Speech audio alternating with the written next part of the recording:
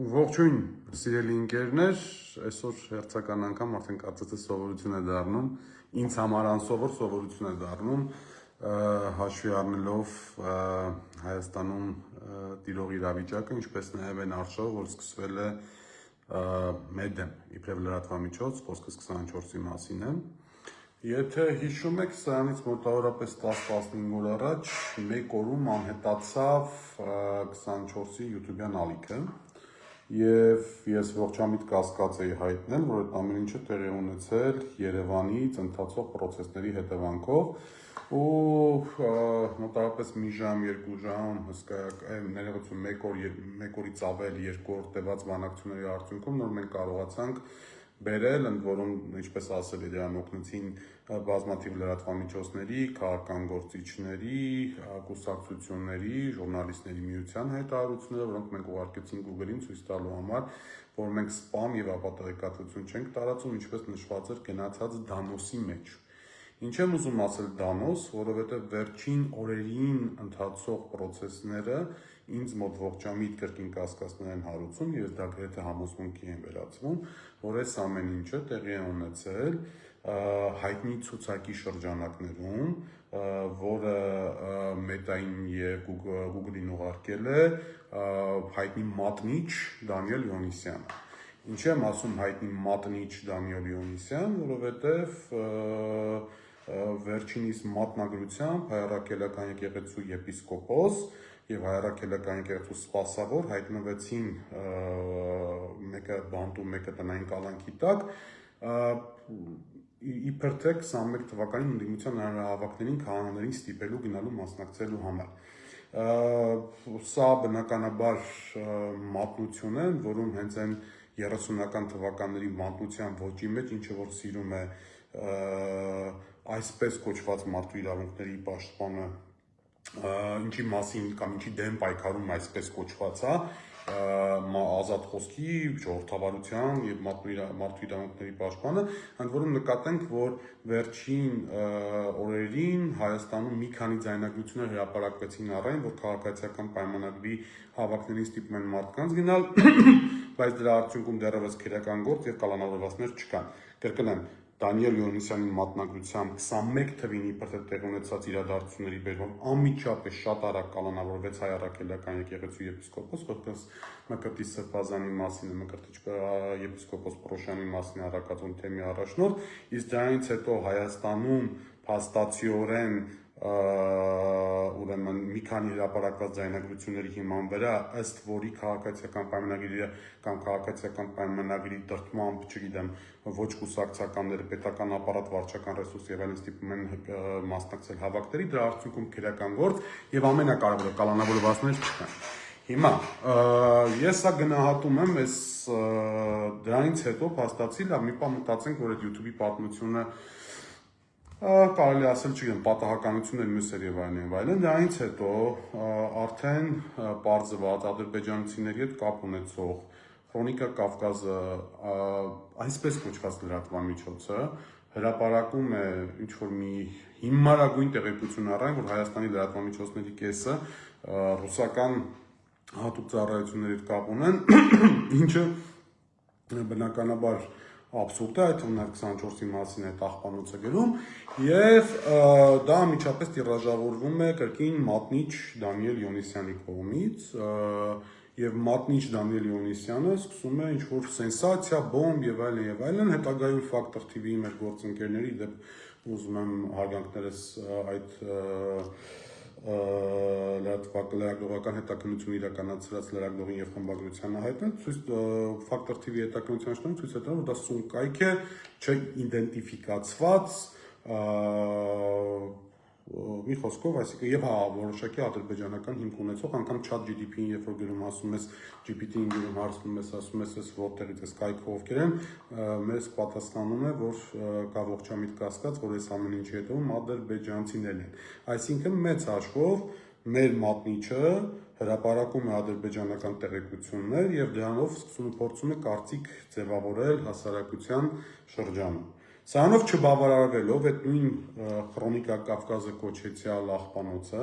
հրապարակում է իբր թե սենսացիոն տեղեկություն, որ 2026 թվականի ապրիլին Մոսկվայում տեղ ունեցել Լազերգան ակումբի հավաք, որին մասնակցել են, չգիտեմ, հարյուրավոր մարդիկ, հա, այդ թվում նաև ես, որպես խմբագիր, որպես լրագրող, եւ սա առաջին անգամն չի, լավ, սա մասին կանդառնամ։ Եվ նույն մատնիչ Դանիել Յոնիսյանը իմ անունը գրում է ինչ-որ 5 հոգանոց ցանկ է գրում, Մարգարիտա Սիմանյան, Արա Աբրահամյան, Օվերչուկ, Ռուսաստանի փոխվարչապետ, Զատուլին եւ իմ անունը, հա, այսպես նաեւ Արթուր Խաչիկյանի ու չհիշում եմ ինչ-որ մեկին անունը կար, որպեսզի տպավորություն ստեղծվի, թե այդ մարդկանց շրջանում, որոնք հայտնի են իրենց հակասական պահվածքով, նաեւ ես կամ, հա, չնայած ասում մի քանի հարյուր մարդ էր մասնակցել, ուրեմն 2018 թվականից ես մասնակցել եմ մի քանի անգամ Լազարեգան ակումբի հավաքներին, որպես լրագրող եւ որպես խմբագիր, մանավանդ այդ ժամանակ աշխատել եմ 10-ում, Ռուսաստանյան 10 լրատվական գործակալությունում, նաեւ պաշտոնե մասնագիտության բերումով եմ մասնակցել, երբեք ելույթ չեմ ունեցել, մասնակցել եմ, այնպես ինչպես հարյուրավոր մարդիկ նստել եմ, ելույթներ լսել եմ, գնացել եմ տուն։ Այս անգամ սակայն մատնիչ Դանիել Յոնիսյանը այնպիսի սոուսով է փորձում մատուցել, թե այնտեղ քննարկվել է Հայաստանի ընտրությունների ապալեգիտիմացման ինչ-որ սցենար, պատկերացնում եք, 300 հոգի մարդ այնտեղ հավաքված, ինչ-որ գաղտնի բան են քննարկում, ու հատուկ իմ անունը նշել է, իբր թե ես էլ այդ հատուկ այդ ամեն ինչի մասնակից եմ։ Հայաստանից մոտավորապես չգիտեմ 50-60 հոգի մարդ են մասնակցել, դա գաղտնի գոյություն չունի, նկարներ են հրապարակվել, բազմաթիվ մարդիկ իրար սելֆի են արել, մյուսն արել եւ այլն եւ այլն։ Այսինքն սա նույնպես ուղղված է մեր մասնագիտական գործունեության դեմ եւ կրկին մեր գործունեությունը իբրև թիրախ մատնիչ Յոնիսյանը, ըստաբար ոչ սեփական կամքով դնում է հարվածի եւ թիրախի տակ։ Ընտրական process-ից 10 օր առաջ ես ուզում եմ հայտարարել, որ այսպես կոչված ժողովրդավարության բաստիոնում Հայաստանում լրատվամիջոցի գործունեությունը ուղիղ հայտնվել է թիրախի տակ մատնիչ Դանիել Յոնիսյանի կողմից եւ իր կուրատորների կողմից, ովքեր են իր կուրատորները, չգիտեմ, քաղաքացիական պայմանագրից են, Ադրբեջանից են, չգիտեմ, Թայվանից են, թե Կամբոջայից են, այդ էլ մատնիչ Դանիել Յոնիսյանը ինքը շատ լավ կիմանա։ Ես անիմաստ եմ համարում ուրեմն հրավիրել ուշադրությունը այս ամեն ինչին Հայաստանում գտնվող արևմտյան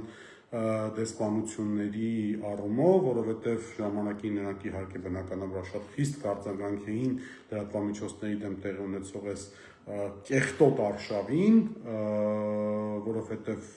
իրենք ոչ մի կերպ չեն արձագանքելու, ընդհանրապես ուզում եմ ֆիքսել, որ ընտրություններից 10 օր առաջ Հայաստանում թիրախարում են լրատվամիջոցների ղեկավարները, ու ամեն ինչ անում է ժողովրդավարության ճակերտներով, մարդու իրավունքների եւ այլ տրալալա սոուսի ներքո, եւ այս ամեն ինչի ղեկավարը, հիմնադիրը, պատասխանատուն մատնիչ Դանիել Յոնիսյանն է, որը ենթադրում նաեւ ինչ-որ անձնական հաշիվներ ունի ինձ հետ, հաշվի առնելով այն հանգամանքը, որ մի քանի անգամ համացանցում այսպես բավական կոշտ վիճել ենք իրար հետ, այդ թվում նաև իր մատնագրության մասերով, երբ որ իր մատնությամբ Հայրաքելական եկեղեցու եպիսկոպոսը հայտնվեց Կալանավայրում, կրկնում եմ երկակի ստանդարտների տրամաբանությամբ, որովհետև այսօր հրապարակվել են, այսինքն այսօր վերջին մի քանի հրապարակվել են ձայնագրություններ, որ քաղաքացիական պայմանագրի հավաքներին մարդկանց այսպես ադմինիստրատիվ ռեսուրս կիրառելով բերում են եւ դրա հետ կապված որևիցե քերական գործ եւ որևիցե կալանավորում գոյություն չունի։ Ինչևից է Սողոմոնի Մաստունի մատանի վրա գրված էր, որ սա էլ կանցնի, ընտրական process-ները երևի թե ենթադրում են նաեւ այսպիսի կեղտոտ ձևաչափեր, ուզում հավաստիացնել, որ 24-ը չի մտնելու այս կեղտոտ ձևաչափերի մեջ, մենք շարունակելու ենք մաքսիմալ հնարավորինս համակողմանի փորձել լուսաբանել տեղի ունեցողը, process-ները, գործընթացները, բնականաբար ունենալով նաև որոշակի քաղաքացիական կեցվածքը, որովհետև հանդիսանում ենք Հայաստանի Հանրապետության քաղաքացիներ, իսկ խմբագրությունը ինքը ամորֆ չի կարող լինել, խմբագրական գիծը ամորֆ չի կարող լինել, չի կարող լինել այսպես ուղղակի փաստերի կամ չգիտեմ խոսքի արտատպում, այնտեղ պետք է լինի նաև որոշակի քաղաքացիական, լրագրողական, խմբագրական որոշակի կեցվածք եւ գիծ։ Դրա հետ միասին բնականաբար պահպանելով էթիկայի կանոնները, ինչը նաև հույս ունեմ, որ կպահպանվեն մնացած բոլորի կողմից։ Մատնիչին վաղթում եմ հաջողություններ, սպասում նոր մատնագրությունների, նոր դանոսների, որտեղ համացանցում ինքը արդեն այդ անունով սկսել է հայտնի դառնալ, եւ ասեմ, որ խնդրել եմ մեր փաստաբաններին, որպեսզի իրենք հենց իր պահվածքի հետ կապված, իր հրապարակային ամբաստանությունների զրպարտությունների հետ կապված դատական գործընթացի հիմքեր այսպես նախապատրաստեն, տեսնենք, ես ընդհանրապես սովոր չեմ մարդկանց դատի տալու, այսպես չի ստացվել իմ կյանքում, որ հաճախակի պրոցեսների մեջ եղել եմ, բայց ասում է ռուսերեն ասած կա չէ, ասում է «Սվալկամի ժիծ по волчьи бить»։ Այս է իրավիճակը, չգիտեմ, երևի պարբերաբար այսպիսի ձևաչափով կփորձեմ տեղեկացնել, update անել, թե ինչպիսի գործընթացներ են շարունակվում 24-ի իր խմբագրության եւ ընդհանրապես հայկական լրատվական դաշտում տեղի ունեցող պրոցեսների մասին ընտրական այս գործընթացներում, որտեղ լրատվամիջոցները նույնպես դարձել են տարատեսակ մատնիչների թիրախ։